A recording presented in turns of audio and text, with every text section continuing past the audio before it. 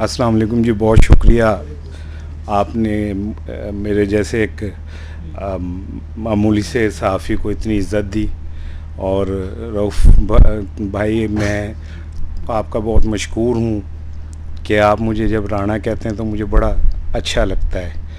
और मुझे पता, मेरे बुज़ुर्ग बताते थे कि हमारे बड़े आबा व अजदाद जो हैं वो सिख थे, और जिस खूबसूरती से आप राणा कहते हैं मुझे वो अपने आबा व अजदाद याद आ जाते हैं। तो मैं बड़ा मशकूर हूँ आप सबका कि आपने यहाँ मुझे बुलाया और मुझे इस काबिल समझा। मेरे हवाले से जितनी यहाँ पे तारीफ़ और तौसीफ़ हो गई, और मैं वहाँ पे बैठा हुआ, वो हाई साहब नमाज़ पढ़ रहे थे तो उनके साथ जो साहब बैठे थे वो साथ वाले को हाई साहब की तारीफ़ें कर रहे थे कि बहुत चंगे आदमी ने ते ने। तो हाई साहब ने नमाज़ तोड़ के क्या कहना, 10 में उम्रे भी कीते ने। तो मैं कुछ चीज़ें चाह रहा था लुकमा दूँ, लेकिन फिर मैं कहा नहीं। दुनिया टीवी मैंने रिज़ाइन इसलिए किया कि मैंने रिज़ाइन में मियां आमिर साहब को लिखा था कि मेरी तनख्वाह ज़्यादा है और काम कम है, तो मैं अपने आप को जस्टिफाई नहीं कर पा रहा, इसलिए मैं छोड़ रहा हूँ। तो उस इस्तीफ़े का लोगों ने मजाक बनाया, मेरे कुलीग्स ने मजाक बनाया कि ये दुनिया का वाहिद इस्तीफ़ा है जिसमें बंदा कह रहा है कि जी मेरा काम कम है और मेरे पैसे ज़्यादा हैं, तो मैं ये छोड़ रहा हूँ। मियां आमिर साहब ने नवीद काशिफ साहब को कहा कि उन्हें जाके समझाओ, उनको पागलपन ना बने। तो मैंने उन्हें कहा कि नहीं यार, मैं ना ये जो पैसे हैं ये तो मैं एक एक पैसा मेरी बीवी के इल्म में है कि मुझे कितने पैसे मिल रहे हैं और कितने कट रहे हैं, तो वो तो सारे पैसे वो ले लेती है। मेरा तो प्लेयर काम है, अगर मैं उस काम से सेटिस्फाई नहीं हूँ तो फिर मैं क्या करूँ, यहाँ पे मैं बिगाड़ तो नहीं टालूँगा। इसीलिए मैंने अपनी 30 साल सहाफ़त में इतने इदारे बदले कि वो गिनने में आऊँ तो शायद ख़त्म ना हो। और लेकिन अल्हम्दुलिल्लाह कभी किसी इदारे को मुश्किल वक्त में नहीं छोड़ा, हमेशा उस इदारे को बना के खड़ा करके। करने वाला अल्लाह ताला होता है, वो किसी को एक वक्त दे देता है। तो वो दुनिया टीवी ले लें आप, दिन ले लें, ख़बरें ले लें, पाकिस्तान ले लें, जंग। मुझे अच्छी तरह याद है कि मैं एक ऑफिस में ना चपड़ासी था, गुड्स ट्रांसपोर्टर्स एसोसिएशन थी, तो उसमें मैं चपड़ासी था। तो उन्होंने मुझे एक दिन, उनका कोई जनरल कौंसिल का इजलास था, तो उन्होंने मुझे एक प्रेस रिलीज़ दी कि ये आप ना सब अखबारात में देखे आए।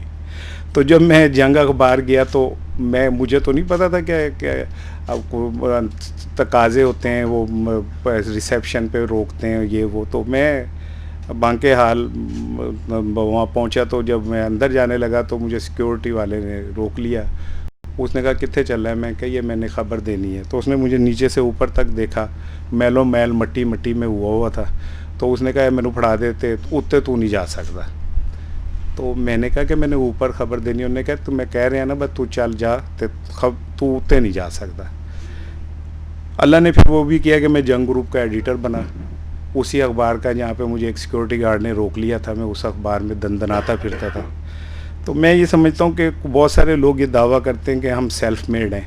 मैं अपने आप को कभी भी सेल्फ़ मेड नहीं कहता, मैं कहता हूँ मैं गॉड मेड हूँ।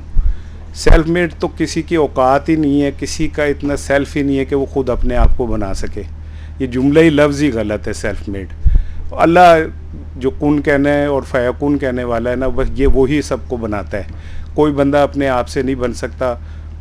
थक के खाता खाता मैं भी आज इस काबिल हो गया कि इतने बड़े अजीम प्लेटफॉर्म के ऊपर मैं यहाँ पे मौजूद हूँ, और यहाँ इतने बड़े लोग हैं। ये मैं यकीन करें, मैं अपने दिल की गहराइयों से कह रहा हूँ, अथाह गहराइयों से, कि यहाँ पे जो लोग मौजूद हैं, जो शख्सियात मौजूद हैं, उन शख्सियात का जो वज़न और कद है, वो शायद मैं इस तकरीब में मेरे ये बहुत बड़ी अचीवमेंट है कि मैं इन लोगों के सामने आज मेहमान के तौर पे खड़ा हूँ। ये तो मुझे ख्वाब की तरह लग रहा है कि वो लोग जो मेरे लिए एक बड़े बड़े वो बूत हैं जो मिट्टी के या पत्थर के नहीं हैं, जिनमें रहमतें और मोहब्बतें हैं, वो वाले बुतों के सामने मैं आज खड़ा होकर बात कर रहा हूँ। ये मेरे लिए बहुत बड़ी एजाज़ की बात है।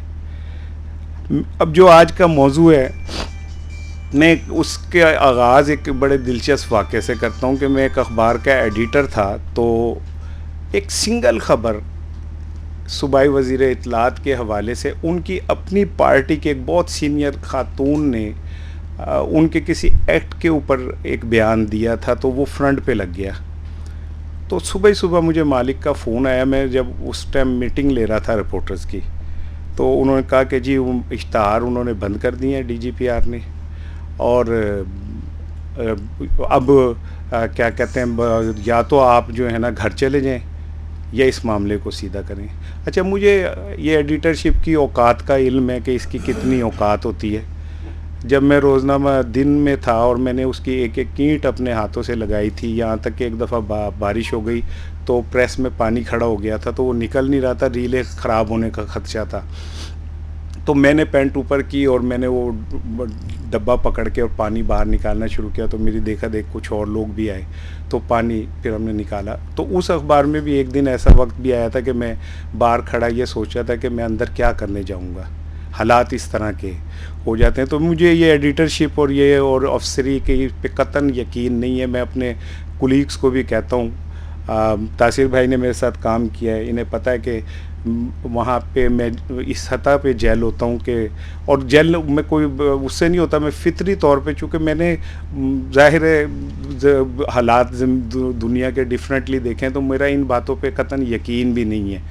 सो वो वाक़या मैं बता रहा था कि मुझे उन्होंने कहा कि या तो आप घर जाओ या इस मामले को ठीक करो। अच्छा, मैंने अपनी 30 साल सहाफ़त में मेरे कभी बदकिस्मती से ना तो मेरे किसी मिनिस्टर से ताल्लुकात रहे कभी भी, ना मैं DGPR या PIO के करीब कभी पाया गया। मुझे तो यही ज़ूम होता था कि मैं इतना अच्छा अखबार नवीस हूँ, अखबार बनाता हूँ, सारी रात अखबार बनाता था, घर जाके सो जाता था, फिर उठ के आता था। मैं पहले शुरू में मेरा रंग बड़ा सांवला सा था, लेकिन जब मैं मुसलसल नाइट शिफ्ट की और सारा दिन सोया तो मेरा जो कॉम्प्लेक्शन है वो बेहतर होता चला गया, क्योंकि मैं सूरज ही नहीं पड़ा मुझ पे कई साल, तो कॉम्प्लेक्शन बेहतर हो गई। अब कहा जा सकता है कि मैं गोरा हो गया। तो मुझे अब ये समझना है कि मैं उस मिनिस्टर से मिलूं कैसे, उसको तलाश कैसे करूं। मुझे तो पता ही नहीं था वो बैठता कहाँ है, मुझे तो ये भी नहीं पता था कि उससे मिला कैसे जाता है। खैर, वो मैंने किसी से कहा, उसने कहा कि मेरे साथ चल, वो शायद फला जगह पे बैठा होगा। मैं वहाँ चला गया, वहाँ जाके अब मैंने कहा यार मैं क्या कहूँ, मैं वो उसने PA ने रोक लिया, हाँ जी बताएं। मैंने कहा जी मैंने मिलना है उनसे। तो आपका नाम क्या है? मैंने कहा जी ये मेरा नाम है। कहाँ से आए? मैंने कहा जी इस अखबार से आए हूँ। उन्होंने खैर मुझे कोई 2 घंटे वहाँ बिठाया। उसके बाद उन्होंने मेरी बारियाबी हुई, मैं हाज़िर हुआ उनके दरबार में और मैंने हाथ जोड़ के कहा जी मेरी नौकरी का मामला है। तो वो एक खबर छप गई जिदे तो तुसी बहुत नाराज़ हो, तो मैं तुहाडे कोलों माफ़ी मंगना, तो प्लीज़ मैनू कल्ले मेरी नौकरी का मसला नहीं, जिहड़े इश्तिहार तुसी बंद कीते ने उहदे नाल होर बहुत भी लोग मर जाएंगे। मालिक कभी नहीं मरता, वर्कर मर जाता है। तो मेरा ये पहला एक्सपीरियंस था कि मुझे पता चला कि हम जो ज़ूम में फिर रहे होते हैं एडिटर और ये वो, हमारी क्या हैसियत और क्या औकात है। एक सिंगल ख़बर से मालिक मुझे ये कह सकता है कि अपनी नौकरी का बंदोबस्त कर लो। तो ये हालात हैं इस मीडिया के। अनफॉर्चुनेटली जब हम मीडिया का ज़िक्र करते हैं तो हम ये समझते हैं कि जो 8 बजे और 10 बजे और 7 बजे की नौटंकी TV पे हो रही होती है, और जिसमें एंकर्स को 1 घंटा पहले मेकअप करना शुरू करते हैं, वो बेस लगती है, फिर उसकी कंटोरिंग होती है और हेयर स्टाइलिंग होती है, और उसके बाद वो आके उनके सामने एक प्रॉम्प्टर लगा होता है। उस प्रॉम्प्टर पे वो स्क्रिप्ट जो है वो पूरा होता है, और वो उस प्रॉम्प्टर को देख के वो पढ़ रही होती हैं या पढ़ रहे होते हैं, और हम समझ होते हैं कि इनका बड़ा नॉलेज है यार, ये कितना फिल बदी फ्रिक्वेंटली इतना करंट अफेयर के ऊपर बोल रहे हैं। हालांकि वो बेचारा एक कोई गरीब सा सब एडिटर होता है जिसके कुछ 25-30 साल लग गए होते हैं, तो उसे करंट अफेयर का बहुत नॉलेज होता है, तो वो सारा लिखता है और वो प्रॉम्प्टर के ऊपर आता है और वो पढ़ते हैं। फिर उसके बाद IFB उनके कान में लगी होती है, और IFB से प्रोड्यूसर उन्हें क्वेश्चन भी बता रहा होता है कि अब आप ये सवाल करें। ये क्वेश्चन उसे मालिक बता रहा होता है ऑलरेडी कि भाई ये सवाल आपने करने हैं। तो इन हालात के अंदर जब एक क्या कहते हैं मेरे जैसा सहाफ़ी, जिसको देखें ना, एक मिसाल देता हूँ कि हस्बे हाल प्रोग्राम में एक दिन सुहेल अहमद ने एक को जुगत मारी वज़ीर आज़म यूसुफ रज़ा गिलानी की घड़ी के ऊपर। तो अगले शाम ही वो घड़ी यूसुफ रज़ा गिलानी साहब ने ان کو بھجوا دی تھی. تو جو جرنلسٹ کا کانسیپٹ ہے وہ عموماً یہ ہے کہ جو یہ ٹی وی کے اوپر اعلیٰ ترین سوٹ پہن کے لوگ بیٹھے ہوتے ہیں. ایک بہت موسٹ پاپولر اینکر جو ہے وہ آج تک اندھیرے کو اندھیرا کہتا ہے, ہنیرا اور 11 بجے سن. تو وہ ہم سمجھتے ہیں کہ یہ جو ہے یہ جرنلسٹ ہیں, لیکن اصل حقیقت یہ ہے کہ رؤف صاحب اور باقی بہت سارے دوست, ساری زندگی اس نے ہمایوں نے انہیں کوریڈورز کے اندر, اندھیروں کے اندر گزاری ہے. اگر کسی نے اصل صحافی دیکھنے ہیں تو آپ کسی اخبار کے دفتر میں رات کو جائیں, وہاں آپ دیکھیں گے بہت سے چٹے کالے سے بال, اجڑے سے چہرے اور دنیا سے بیزار بہت سارے لوگ نا آپ کو نظر آئیں گے جیسے وہ مشینیں ہیں اور وہ مسلسل کام کر رہی ہیں.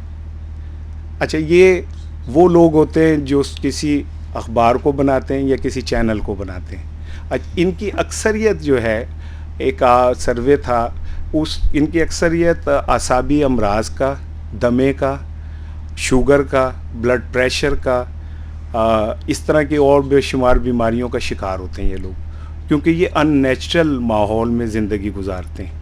ساری رات یہ کام کرتے ہیں, یہ باہر کھانا کھانے نہیں جا سکتے, وہیں پہ کھانا کھاتے ہیں, ٹفن میں لائے ہوں. اگر کوئی بہت لگژری لائف گزار رہا ہے تو وہ گھر سے لے کے آئے گا, نہیں تو وہ کہیں گے کہ جا کے وہاں سے دال پکڑ لو, جو غیر معیاری کھانا ہے وہ کھاتے ہیں.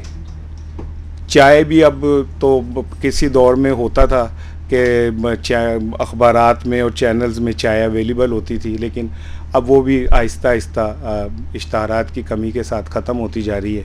تو یہ وہ لوگ ہوتے ہیں جو ساری زندگی تاریک راہوں پہ مارے جاتے ہیں فیض کے جملے کی طرح, اور پھر صبح اٹھ گھر جا کے یہ سو جاتے ہیں, اور پھر شام کو اٹھ کے یہ پھر وہاں پہ آ جاتے ہیں. یہ صحافی کا اصل چہرہ ہے, لیکن انفارچونیٹلی آج تک اس چہرے کو کسی نے ریکگنائز ہی نہیں کیا. بدقسمتی سے آج تک اس چہرے کو کبھی کسی نے عزت ہی نہیں دی. یہ چہرہ اندھیرے میں ہی آنکھیں کھولتا ہے اور اندھیرے میں ہی مر جاتا ہے. اور ان کو کمانے والے, ان کی خبروں کو کمانے والے, میں بڑا اچھا نیوز ایڈیٹر ہوں الحمدللہ. مجھے فخر ہے کہ میں اس شہر کے, اگر آپ انگلی پہ اچھے نیوز ایڈیٹر گنیں تو ان میں ایک شاید میں بھی ہوں. مجھے اللہ نے ملکہ دیا ہے کہ میں بہت شارپ سرخی نکالتا ہوں. اس کی شاید ریزن یہ کہ میری زبان پہ گھر کی طرف سے مجھے ایک ایڈوانٹیج تھا. پھر اس کے بعد میں کچھ تھوڑا بہت پڑھ گیا, کچھ اردو سے شغف تھا, کچھ شاعری سے تھوڑا سا سر مارا, تو مجھے لفظوں کی بنت اور ان کا استعمال اور لفظوں سے کھیلنا اور ان کا برمحل استعمال جو ہے وہ شاید مجھے کچھ نیوز ایڈیٹر سے زیادہ اللہ نے دیا. آج کا جو ایڈیٹر ہے وہ بیسیکلی نہ تو احمد ندیم قاسمی ہیں, نہ فیض احمد فیض صاحب ہیں, نہ ظہیر کاشمیری صاحب ہیں. آج کا ایڈیٹر وہ ہوتا ہے جو ڈی جی پی آر اور پی آئی ڈی سے اشتہار لا سکے, اور وہ ریلوں کا بھی بندوبست کر سکے, اور وہ فارورڈنگ والوں کو بھی ڈیل کر سکے, اور بروقت کاپیاں بھی بھجوا سکے, اور پھر اگر ورکرز کو تنخواہیں نہیں مل رہی تو ان کو بھی ٹیکل کر سکے. آج کا ایڈیٹر کوئی علمی ادبی حوالے سے اس کا کوئی مقام نہیں ہوتا, بلکہ وہ مینیجریل ایڈیٹر ہوتا ہے, اور اس کا کام ہوتا ہے چیزوں کو مینیج کرنا. اسی میں اگر کوئی ایڈیٹر ایسا ہو جو تھوڑا پڑھا لکھا بھی ہو اور وہ لکھنے بولنے والا بھی ہو, تو وہ اس کو ایڈوانٹیج کے بجائے ڈس ایڈوانٹیج ملتا ہے. اس کی ریزن یہ ہوتی ہے کہ وہ تو اپنے جو فطری اللہ نے اسے صلاحیت دی ہوتی ہے اس میں پھر رہا ہوتا ہے, جبکہ مالک کو ضرورت ہوتی ہے ایک ایسے ایڈیٹر کی جو وزیر اطلاعات سے بھی جس کے تعلقات بہت اچھے ہوں, پی آئی ڈی سے بھی ہوں, ڈی جی پی آر سے بھی ہوں, اسے اشتہار لینا بھی آتا ہو, اور پھر انفارچونیٹلی جو اوپر کی جتنی جرنلسٹ کی براس ہے نا جو بڑی ہے, وہ یا ISI سے اٹیچ ہوتی ہے, یا MI سے اٹیچ ہوتی ہے, یا IB کے پے رول پہ ہوتی ہے, یا پیپلز پارٹی یا مسلم لیگ نون کے تنخواہ دار ہوتی ہے, یا جماعت اسلامی کے منصورہ سے تربیت یافتہ ہوتی ہے, یا PTI کے جو انقلابی ہیں ان کے ساتھ اس کی کوئی وابستگی ہوتی ہے, اور وہ ان کے ایک ریفرنس سے اپنی نوکری کرتا ہے. کہ جتنے بھی چینلز کے اوپر لوگ بیٹھے ہوئے ہیں, چونکہ آپ نے مجھے بلایا ہے اور میں وہ بولوں گا جو میرا ضمیر کہے گا, میں تو کمپرومائز نہیں کروں گا. اور مجھے یہ اعزاز بھی حاصل ہے کہ جہاں مجھے ایک دفعہ بلایا جاتا پھر دوبارہ نہیں بلایا جاتا. تو مجھے یہ امید ہے کہ یہ اعزاز اس بار ٹوٹے گا. خالد صاحب خود چونکہ وہ روایتیں توڑنے والے ہیں تو اسارانہ کو دوبارہ بھی یاد رکھیں گے, لیکن عموماً ہوتا ہے ایسے ہی ہے. تو یہ اوپر جتنے 8 بجے کی سلاٹ کے, 7 بجے کی اور 10 بجے کی سلاٹ کے لوگ ہوتے ہیں, یہ سارے ہی یا تو کسی ایجنسی کے پے رول پہ ہوتے ہیں اور وہ ایجنسیاں انہیں وہاں جا کے بٹھاتی ہیں, یا وہ مالکان کے منظور نظر ہوتے ہیں. اور مالکان کے منظور نظر اس لیے ہوتے ہیں کہ مالکان کو پتہ ہوتا ہے کہ ان سے ہم نے کس پارٹی سے کیا فائدہ لینا ہے. تو ایسے میں میرے جیسے جو لوگ ہوتے ہیں وہ پھر اپنا YouTube چینل نکال کے خود ہی ویلاگ کرتے ہیں اور خود ہی گھر میں بیٹھ کے تالیاں مارتے ہیں کہ دیکھا میں کتنا اچھا بولا تھا. تو میں ان لوگوں میں سے ہوں جو گھر بیٹھ کے تالیاں مارتا ہے. اب تو میرے بچے جب میں موبائل پکڑتا ہوں تو کہتے ہیں لا یہ پاپا نے اپنا ویلاگ لانا ہے, اور وہ ادھر ادھر نکل جاتے ہیں. تو میں نے ابھی کہا کہ ایک اینکر جو بہت پاپولر ہے وہ آج تک اندھیرے کو ہنیرا کہتا ہے اور 11 کو یارہ کہتا ہے. تو یہ ہمارا المیہ ہے کہ کسی دور میں اخبار اور صدا کاری کو سن کے لوگ اپنی زبان درست کرتے تھے. اب عالم یہ ہے کہ کہا جاتا ہے اکثر کہ یہ آپ نہ دیکھو آپ کی زبان خراب ہو جائے گی. ویسے تو اب فیشن ہے کہ وہ بچے ہمارے غین کو گاف بولنا سمجھتے ہیں کہ یہ بڑا ماڈرنزم ہے اور یہ بڑی جدت پسندی ہے. لیکن جو آج کے حالات ہیں ان میں جتنا ورنریبل ایک جرنلسٹ ہے, اور وہ جرنلسٹ جو نہ کسی ایجنسی سے اٹیچ ہے, نہ وہ کسی سیاسی جماعت سے اٹیچ ہے, نہ وہ کسی NGO سے اٹیچ ہے, اور نہ وہ مالکان کے لیے out of the way out of the box کچھ لا سکتا ہے, وہ سب سے زیادہ خطرے میں ہے. یہی وجہ ہے کہ آپ دیکھیں کہ اب جب چینلز پہ اور اخبارات پہ مشکل وقت آیا تو 60 لاکھ روپے والے اینکرز کو بچا لیا گیا اور 6 ہزار روپے کی تنخواہوں والوں کو نکال دیا گیا, کیونکہ وہ 60 لاکھ والا جو ہے وہ تو 2 کروڑ انہیں کما کے دے گا, وہ بیچارہ 6,000 والا کسی کو کیا کما کے دے گا. اسی لیے بڑے پیمانے کے اوپر چینلز سے اور اخبارات سے ورکرز کو نکالا گیا. اور آپ یقین کیجئے کہ میں نے اپنی آنکھوں کے سامنے, خدا گواہ میں یہ بات آپ سے جھوٹ نہیں بول رہا, میں نے اپنی آنکھوں کے سامنے دیکھا کہ افطار کے وقت مالک کے لیے PC سے افطاری کا سامان آیا اور اس کا PA جو تھا وہ پانی سے روزہ کھول رہا تھا. یہ میں نے اپنی آنکھوں سے دیکھا ہے. تو یہ ویسے تو پاکستان ماشاءاللہ ہے ہی, آئی ایم سوری میرے باپ نے اس پاکستان کے لیے ہجرت کی, ہم نے کٹی ہوئی لاشیں وہ کہتے ہیں کہ میں نے اپنے پیاروں کی دیکھی. ہم کو بہت امیر تو نہیں تھے انڈیا میں لیکن اتنے غریب بھی نہیں تھے, تو وہ سب کچھ وہ چھوڑ کے آئے. مجھے اچھی طرح یاد ہے کہ اگر ان کے سامنے 100 بار قائد اعظم علیہ رحمہ کا نام لیا جاتا تھا تو ان کی 100 بار آنکھیں بھیگتی تھی, 100 بار ان کا چہرے میں تغیر میں دیکھتا تھا. لیکن میں یہ سوچتا ہوں, میری ایک کتاب ہے جب پاکستان واپس ملے گا, تو جب میں نے یہ لکھی تو لوگوں نے کہا کہ یہ کیا ہوا کہ جب پاکستان واپس ملے گا. وہ کتاب میں نے ایک ایسے بچے پہ لکھی تھی جو 13 اگست کی رات کو آپ پارا کے اندر میں موجود تھا. صبح یوم تکبیر تھا اور اس کے بینر لگ رہے تھے اور ٹرک سجائے جا رہے تھے, اور وہ بچہ موتیے کے ہار بیچتا ہوا ایک دیوار کے ساتھ ٹیک لگا کے سو گیا تھا. رات کے کوئی 2, 2:30, 3 بجے کا وقت تھا. تو میں نے پھر اسے اٹھایا, میں نے کہا اسلام آباد میں 13 اگست 14 اگست کو اچھی رات کو سردی ہو جاتی ہے, بھیگا ہوتا ہے موسم. میں نے اس سے باتیں کی تو اس نے کہا کہ یہ میں بیچتا ہوں کیونکہ میرا باپ نشہ کرتا ہے, وہ میری ماں کو مارتا ہے, تو میں یہ پیسے لے جا کے اپنے باپ کو دیتا ہوں تاکہ وہ میری ماں کو نہ مارے اور میری ماں بچ جائے. اور میں نے کہا تو پڑھتا نہیں ہے؟ تو اس نے کہا جی میں کیسے پڑھ سکتا ہوں, میرے پاس تو یہ میں ساری رات یہ بیچتا ہوں, سارا دن پھر میں سوتا ہوں, پھر میرے گھر کے حالات بھوک ننگ یہ وہ. تو میں نے وہ لکھا کہ جی ہم یوم تکبیر نہیں یوم تکبر مناتے ہیں اور یہ طاقتور مناتے ہیں. ایلیٹ کلاس پاکستان کی جو ہے وہ پاکستان کو سیلیبریٹ کرتی ہے, غریب آدمی کا تو تعلق ہی کوئی نہیں ہوتا. بادشاہی مسجد میں وہ تقریب ہوتی ہے, وہ جو باہر شاہی قلعے کے باہر ہے وہاں پہ, تو پورا لاہور اس کا ارد گرد کا بلاک ہو جاتا ہے. وہ ریڑھی والے اور یہ اور وہ سارے وہ 14 اگست والے دن جو ہیں وہ قید ہو کے محصور ہو کے بیٹھے ہوتے ہیں اور چند لوگ جو ہیں وہ جا کے وہاں پہ حضوری باغ میں تقریب کر رہے ہوتے ہیں. سو یہی حال پاکستان کی صحافت کا ہے.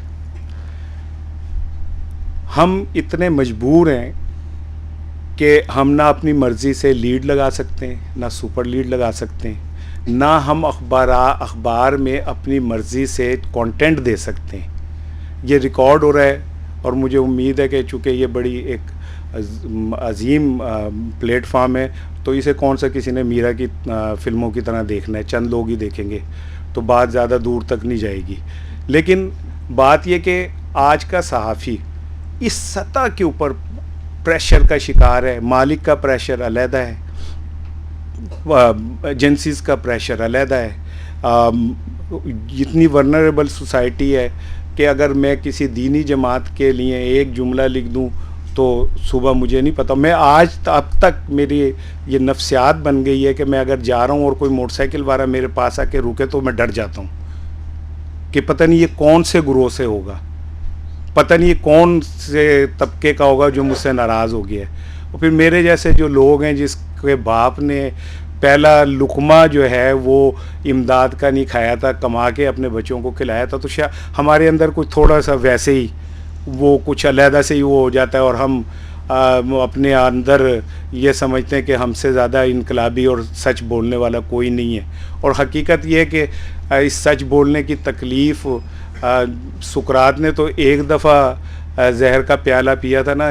جو سچ بولنے والا آج پاکستان میں وہ تو روز مرتا ہے, اسے تو روز زہر پینا پڑتا ہے, اسے تو روز اپنی انا کو مارنا پڑتا ہے, اسے روز اپنے اندر کے سچ بولنے والے کو قربان کرنا پڑتا ہے. روزانہ ایک چھوٹی سی کربلا بپا ہوتی ہے, روزانہ محدود پیمانے کے اوپر یزید حسین کو مارتا ہے. تو یہ پاکستان کی صحافت کا المیہ ہے. اب ہوتا یہ ہے کہ صحافی سے یہ توقع کی جاتی ہے کہ وہ سچ بولے, برائیوں کو بے نقاب کر دے, ظالم جابر حکمران کی آنکھوں میں آنکھیں ڈال کے بات کرے. بھائی کیوں کرے؟ میں اس کو کیا اپنے کوئی اسپیشلی کوئی وہ دے دیا ہے؟ مسجد پہ بیٹھ کے مولوی مذہب کو بیچتا ہے.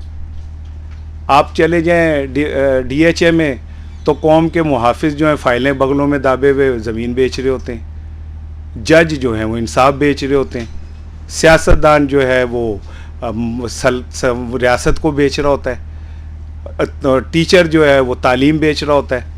تو اس میں صحافی کیوں سچ بولے اور کہاں سے بولے؟ جو اس سوسائٹی کے اندر پکتا ہے وہ چہرے ہی تو صحافت میں آتے ہیں. اب تو پھر کچھ بہتری آ گئی, ادروائز جو بچہ کچھ نہیں کرتا تھا تو اکثر میرے پاس لوگ آ کے کہتے تھے یار وہ تیرا بھتیجا کچھ نہیں کرتا, انہوں صحافی بنا دے. تو کسی دور تک صحافت کو یہ لیا جاتا تھا. پروفیسر بیٹھے ہیں, ان کے ہاتھوں سے لاکھوں بچے نکلے ہیں جنہوں نے ٹاپ بھی کیا اور جنہوں نے پتہ نہیں کیا کیا. کتنے ہیں ان میں سے جو آج صحافت میں؟ 1 2 3 ہوں گے, کیونکہ اس پروفیشن کو کبھی باعزت اس طرح سمجھا ہی نہیں گیا تھا. ہاں کارڈ اس کا جو ہے نا وہ بڑا ٹرمپ کارڈ ہوتا ہے. میرے پاس ہر بلینرز ہوتے ہیں, وہ کہتے ہیں ایک کارڈ ہی بنوا دے. میں نے کہتا ہوں یہ تجھے کہ شام نو چرس بیچنی ہے, یہ پولیس سے بچنے کے لیے اور یہ کرنے کے لیے جو آپ یہ پریس کا کارڈ لے رہے ہیں. تو صحافت کے متعلق ایک عمومی جو تاثر تھا وہ یہ تھا. لیکن آج کی صحافت جتنی بری ہے, کہتے ہیں کہ جس پہ احسان کرو اس کے شر سے بچو. صحافیوں نے عمران خان پہ بڑا احسان کیا اور اب اس کے شر سے نہیں بچ پا رہے. ਜਿਤਨਾ ਉਸਨੇ ਉਹਨੇ ਕਹਾ ਮਾਮਾ ਮੈਂ ਬਣਾਂਗਾ ਪਾयलट ਤੇ ਮੈਨੂੰ ਕੀ ਪਤਾ चलेगा कि मैं बम सब तो पहला तेरे घर सुटांगा। तो सहाफ़ियों के ऊपर जितना पहला बम इमरान खान ने भेजा फेंका, उसका नतीजा ये है कि तारीख़ में इतने सहाफ़ी कभी बेरोज़गार नहीं हुए जितने अब हुए। जवाद नज़ीर जैसा जय्यद न्यूज़ एडिटर बेरोज़गारी का सदमा ना उठाते हुए मर गया। तो इन हालात में अगर आप ये समझें कि कुछ सहाफ़त पाकिस्तान की कोई आउट ऑफ द वे कोई कुछ कारनामा अंजाम दे सकती है, तो ऐसा नहीं है। लेकिन इसके बावजूद I am proud to be a journalist. हमने इस मुश्किल दौर में जब हमें बोरियों में बंद करके उठा के ले जाते हैं, जब जाते हुए अचानक कोई आके और हमारे साथ पता नहीं क्या कर जाता है, कितने सहाफ़ी मर गए, हमले हो गए, सारा कुछ हो गया। अगर आज पाकिस्तान के अंदर अच्छाई और बुराई की तमीज़, करप्शन और ना करप्शन की तमीज़ है, तो वो सिर्फ़ उन लोगों के लिए जो अंधेरों के अंदर बैठे हुए अखबार और टीवी के अंदर काम कर रहे होते हैं। जो चमकते चेहरे होते हैं वो तो बिके होते हैं। आज का कालम निगार से तो कहीं बेहतर कोठे पे बैठी हुई तवाइफ है, वो फिर यार बदलने में टाइम लेती है। आज का कालम निगार तो यार बदलने में एक सेकंड नहीं लगाता। मैं तो कहता हूं कि जो आज का कालम निगार और आज का ये दानिश्वर है, इससे बड़ी तवाइफ तो इस वक्त इस सोसाइटी में कोई है ही नहीं। जितना बेड़ा गर्क इन लोगों ने किया अपने ज़मीर को बेच के और चंद टकों की खातिर और चंद मादी फ़ायदों की खातिर, इन लोगों ने पाकिस्तान का बेड़ा गर्क किया। इन्होंने बोनों को हीरो बना के कौम के सामने पेश किया, इन्होंने लुटेरों को हीरो बना रहबर बना के कौम के सामने पेश किया, इन्होंने काउंसलर के लेवल के लोगों को वज़ीर आज़म बनवाया। मैं किसी एक सियासी जमात की नहीं बात कर रहा, मैं एक जनरल बात कर रहा हूँ। और उसका नतीजा आज ये है कि मेरे जैसा रऊफ़ ताहिर साहब जैसा पढ़ा लिखा आदमी आज इलेक्शन पे खड़ा हो ना, तो लोग हमें झुकते मार मार के मारते हैं। हम तो शाम को ज़मानत के पैसे होंगे तो जब्त होगी, हमें तो तनख्वाह मिलेगी तो ज़मानत जमा करवाएंगे। हमारे पास तो इतने पैसे नहीं होंगे कि हम ज़मानत वहाँ जमा करा सकें। और अंदाज़ा करें कि हमारी कौम की नफ्सियात ये बन गई कि जो जितना बड़ा डिकेट है, जितना बड़ा रेज़न है, जितना बड़ा हिस्ट्री शीटर है, वो उतना ही बड़ा लीडर है। एक पार्टी के सरबराह कहते हैं कि हम पिछले 30 साल से जेलें भुगत रहे हैं, हम नहीं डरते। तो मैंने उनसे कहा कि भाई तो अपनी आदत ही बदल लो यार, तुम जो जेलें भुगते जा रहे हो कोई और चंगा ही काम कर लो कि जेलें ना भुगतनी पड़ें। हम वो बदकिस्मत कौम है जो दो अच्छों में से एक अच्छे का इंतखाब नहीं करते, दो बुरों में से एक कम बुरे का इंतखाब करते हैं। इसलिए आज इमरान खान वज़ीर आज़म है। तो मैं अपनी बात ख़त्म करता हूँ, मैं बहुत ज़्यादा बोल गया, लेकिन चूँकि ये मंच जो है किस्मत वालों को मिलता है, ऐसे सुनने वाले जो हैं वो किस्मत वालों को मिलते। भीड़ में बोलना और दिमागों के दरमियान बोलना बड़े किस्मत वालों की बात होती है। तो मैं आप लोगों का बड़ा मशकूर हूँ। मैंने मुख्तसर वक्त में वो बात कही जो एक मैं प्रोफेशनल सहाफ़ी के तौर पे महसूस करता हूँ या देखता हूँ, मैंने आपके सामने पेश कर दी। मैं आप सबका बहुत मशकूर हूँ कि आपने मुझे इज़्ज़त दी, एक है मुकाम दिया और आज मैं आपके सामने बोल सका। और जाते जाते बस एक छोटी सी आज़ाद नज़म में ज़रूर शेयर करूँगा कि चलो उठो ज़मीं खोदें और इसमें अपने दिल बो दें। चलो उठो ज़मीं खोदें और इसमें अपने दिल बो दें, करें आबाद इसको आरज़ुओं के पसीने से, कि इस बेरंग जीने से न तुम खुश हो न मैं खुश हूँ। अस्सलाम वालेकुम।